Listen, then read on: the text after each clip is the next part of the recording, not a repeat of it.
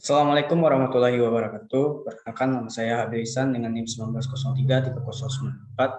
Pada kesempatan kali ini saya akan menjelaskan tentang pembelajaran gerak melingkar berbasis teknologi dan bencana pada bencana angin puting beliung.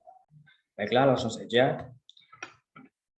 Apa itu bencana? Bencana adalah peristiwa atau rangkaian peristiwa yang mengancam dan mengganggu kehidupan dan kehidupan masyarakat yang disebabkan oleh beberapa faktor, diantaranya ada faktor alam atau kejadian alam, lalu ada faktor non alam, dan terakhir ada karena ulah tangan manusia atau faktor manusia, sehingga mengakibatkan timbulnya ada korban jiwa, kerusakan lingkungan, kerugian harta benda, dan dampak psikologis.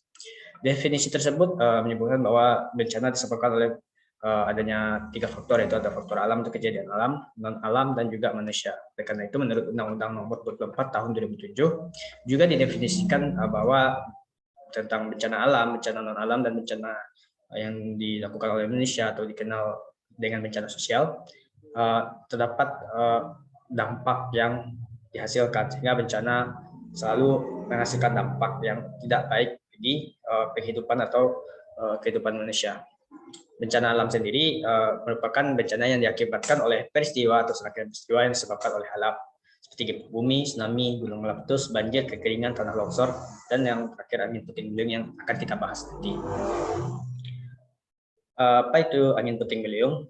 Angin puting beliung atau tornado ialah sebutan untuk angin yang menyentuh tanah dan awan cumulonimbus. Kebanyakan angin puting beliung ini memiliki kecepatan sekitar 120 sampai 175 km per jam atau kurang lebih dengan jarak tempuhnya itu 75 meter, yang bergerak beberapa kilometer sebelum akhirnya lenyap.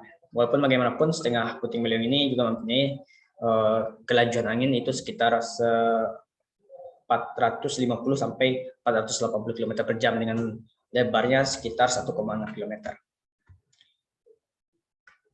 Ancaman puting beliung atau angin tornado ini biasanya melanda daerah pesisiran dengan perairan karena daerah tersebut berpotensi terjadinya pemanasan dengan teriknya matahari di kawasan tersebut. Pemanasan yang dihasilkan di sekitaran daerah pesisir tersebut kemudian menjadi hujan yang biasanya disertai angin kencang dan menghasilkan angin puting beliung.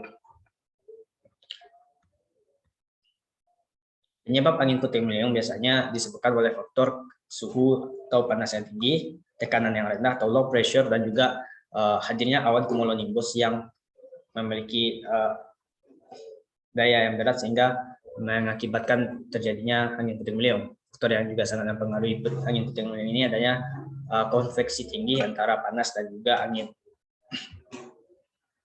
Pemanasan ini juga menimbulkan penguapan yang kemudian menjadi hujan yang biasanya disertai angin kencang atau angin puting beliung, seperti yang disampaikan oleh IAID pada tahun 2010.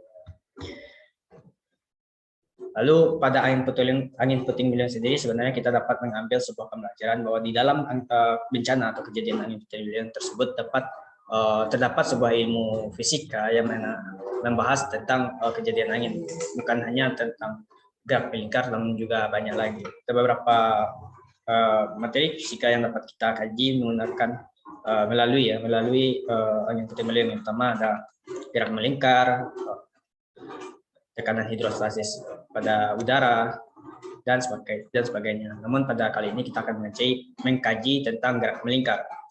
Salah satu komponennya gerak melingkar yang terdapat pada angin puting beliung adalah momentum sudut. Pada angin puting beliung memiliki momentum sudut ketika mereka bergerak sepanjang permukaan yang sehubungan atau biasanya dikenal dengan supercell atau terjadi peregangan. Nah, ini terkait dengan saat seorang skater atau pemburu dari puting beliung ini membawa tangannya dan untuk meningkatkan kecepatan. Jadi kalau misalkan kita umpamakan sebuah angin puting beliung itu kita buat dengan menggunakan seutas tali dan beban, kita akan merasakan bahwa adanya momentum sudut yang dihasilkan, dan semakin makin lama makin adanya kecepatan yang dihasilkan oleh si beban tadi, sehingga hal itu juga dapat diimplementasikan melalui angin puting beliung. Dengan semakin lamanya dia berputar juga akan semakin cepat, dan juga pada saat nanti angin puting beliung ini akan semakin lambat dan berhenti. Nah, itu tidak berarti bahwa angin puting beliung atau tornado ini mempunyai kekuatan yang lebih tipis, namun bisa juga lebih kuat. Dan itu tergantung pada ukuran sebelum peregangan yang terjadi pada angin puting beliung. Dan itu kita dapat lihat pada saat awal terjadinya yang angin puting beliung, itu jari-jari putaran yang dihasilkan angin puting beliung itu tidaklah besar, melainkan hanya putaran kecil yang makin lama makin membesar dengan adanya dorongan angin dan pemutaran yang berbesaran membentuk sudut atau terjadinya supercell tadi atau peregangan pada angin tadi, sehingga makin lama makin besar jari-jari pemutaran pada angin puting beliung. Dan sebaliknya pada saat angin puting beliung akan berhenti berputar, jari-jarinya juga akan semakin mengecil. Lalu materi gerak melingkar yang terdapat pada angin puting beliung yaitu adalah gaya sentripetal. Gaya sentripetal sendiri dapat kita artikan sebagai gaya yang menahan kokohnya suatu beban atau benda agar tidak lepas dari lintasan lingkaran atau lintasan gerak lingkar. Nah, kita mengenal bahwa pada gerak melingkar itu terdapat rumus Fm kali A, merupakan hukum Newton kedua, di mana benda bergerak.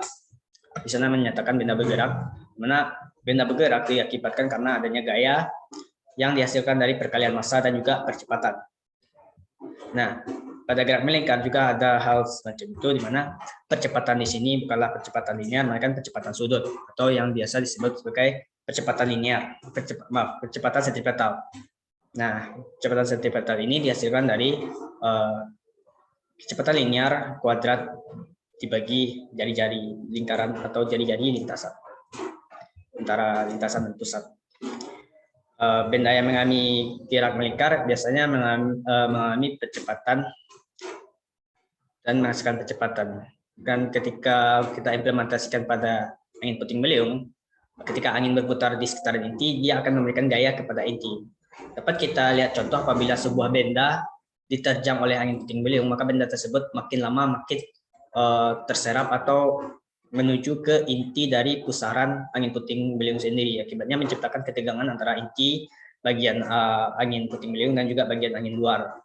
Persamaan ini kadang tidak terlalu membantu karena kesulitan mengukur massa pada udara, karena massa udara sendiri tidak mudah untuk ditimbang atau diukur.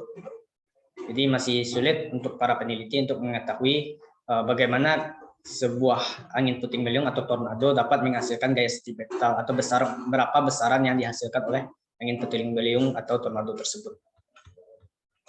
Lalu yang ketiga ada efek Coriolis. Efek Coriolis sendiri sebenarnya bukan merupakan komponen gerak melingkar langsung terhadap puting beliung, namun efek Coriolis ini merupakan salah satu penyebab yang menghasilkan kenapa lintasan atau gerakan yang dihasilkan oleh tornado atau angin puting beliung ini bisa seperti melingkar. Efek yang dia gambarkan oleh gaya Coriolis dan hal yang dijelaskan pada gambar ini dapat kita lihat bahwa pada kutub bumi bagian atas dan kutub bumi bagian bawah itu memiliki arah putar angin atau arah putar angin yang berbeda atau arah angin dari masing-masing kutub. Mana pada bagian bumi utara arah anginnya atau arah badai biasanya itu akan mengarah searah jarum jam, sedangkan bagian kutub selatan itu akan berlawanan searah jarum jam. Dan itu kita bisa perhatikan apabila tornado di Amerika dan tornado di Australia itu akan mengalami bentuk putaran angin yang berbeda. Hal ini terjadi juga karena alasan meteorologi, di mana pada kondisi angin di sekitaran bagian kutub itu selalu mengarah ke timur, sedangkan bagian selatan selalu mengarah ke barat. Nah, dan berikut adalah dampak dari yang dihasilkan dari bencana puting beliung. Memang banyak sekali dampak yang bisa dihasilkan, banyak sekali dampak buruk yang dihasilkan oleh puting beliung seperti kerusakan lingkungan, pohon tumbang, kerusakan pada rumah, dan sebagainya yang menghasilkan banyak kerugian baik dari segi korban jiwa, materi, dan sebagainya. Nah, untuk mengurangi dampak tersebut tentu kita perkembangan manusia tidak ingin selamanya mengalami kerusakan atau dampak besar dari angin puting beliung itu sendiri, sehingga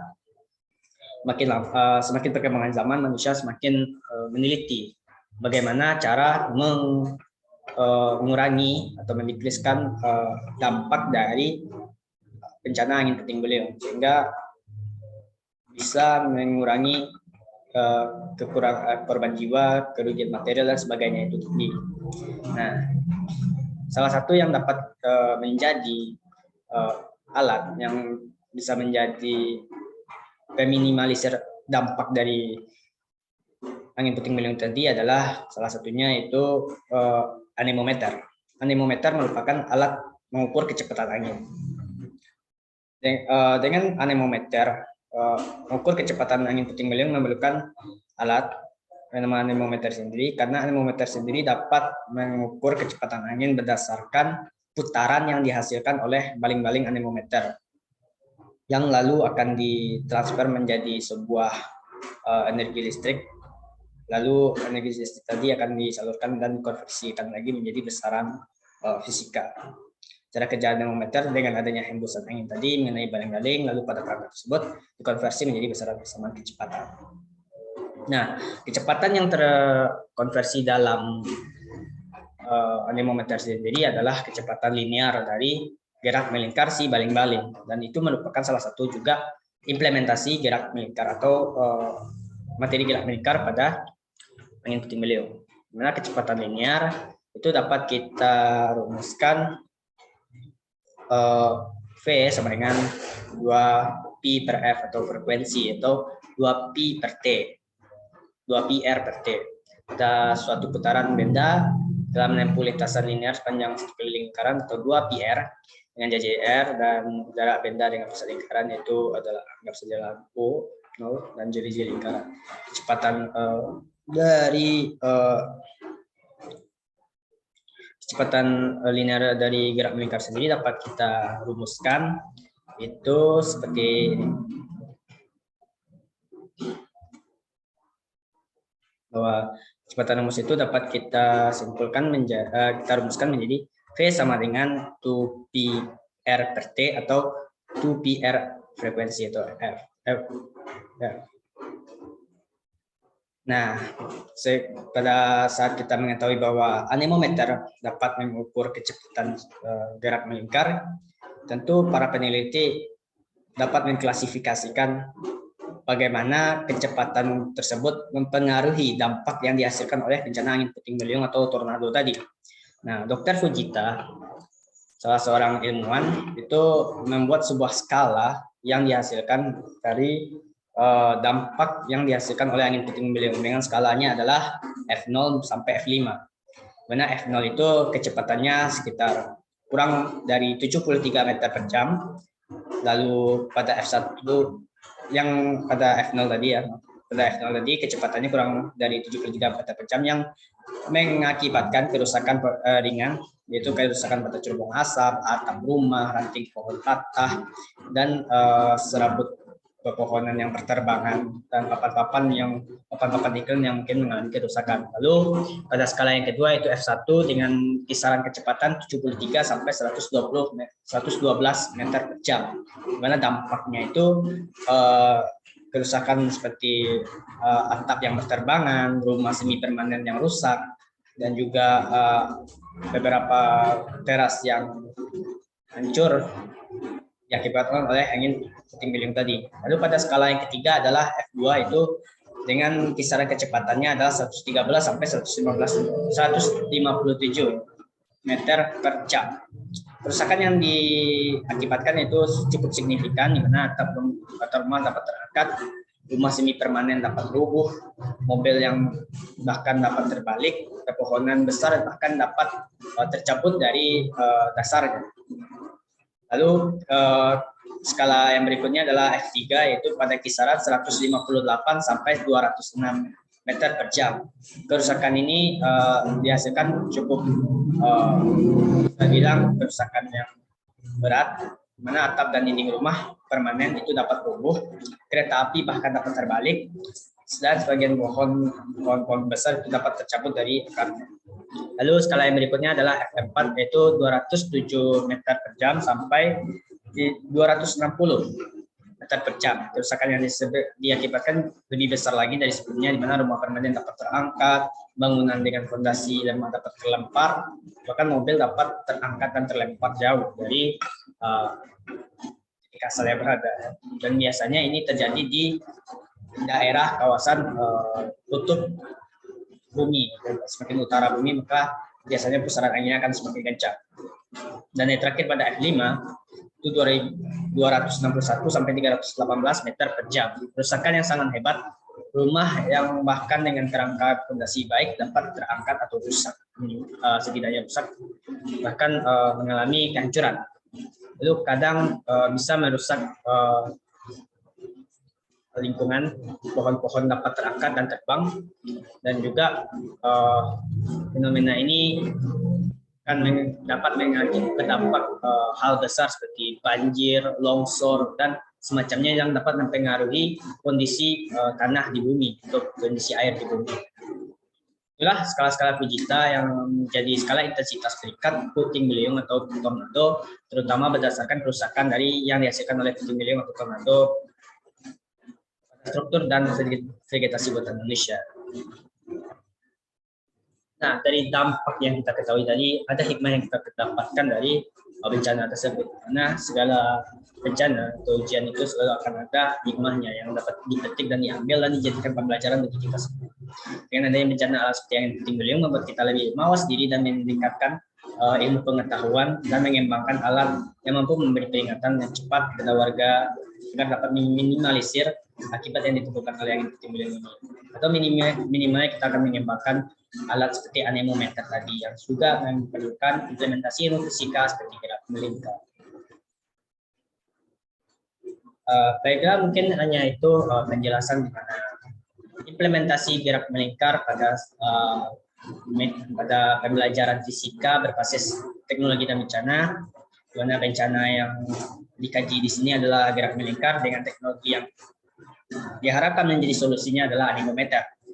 Berikut adalah referensi yang digunakan untuk membuat penjelasan ini, dan mungkin sekian dari saya. Terlebih dan terkurang saya mohon maaf. Saya akhiri. Assalamualaikum warahmatullahi wabarakatuh.